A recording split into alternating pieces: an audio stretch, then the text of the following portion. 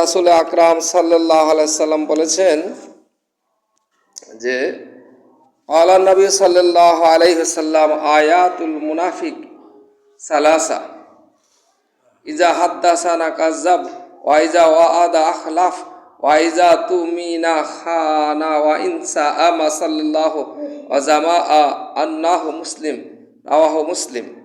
মুসলিম শরীফের হাদিসে আল্লাহ রাসূল সাল্লাল্লাহু আলাইহি ওয়াসাল্লাম বলেছেন, মুনাফিকদের পরিচয় তিনটি, যখন যা বলবে মিথ্যা বলবে, অঙ্গীকার ভঙ্গ করবে, 3 নম্বর আমানতের খেয়ানত করবে, যদিও সে রোজা রাখে, নামাজ পড়ে ও নিজেকে মুসলমান বলিয়া দাবি করে। তো সেজন্য মুনাফিকদের আলামত তিনটি। কি বলছেন?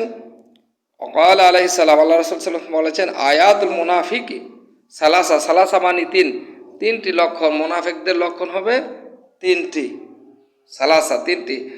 ইজা হাদ্দাসানা কাযাব, কাযাব মানে কি? মিথ্যা বলবে। 1 নম্বর সে কি করবে? মিথ্যা বলবে।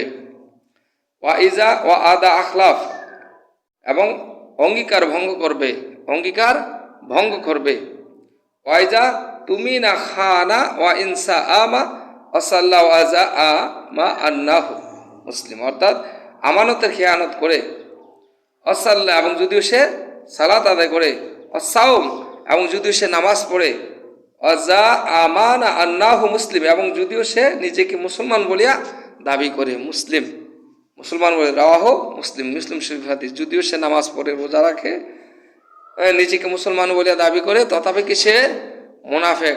1 নম্বর মিথ্যা বলবে, আমানতের খেয়ানত করবে, অঙ্গীকার ভঙ্গ করবে। এই 3টি লক্ষণ যাদের মধ্যে পাওয়া যাবে এরা মুনাফিক, যদিও সে মুসলমান।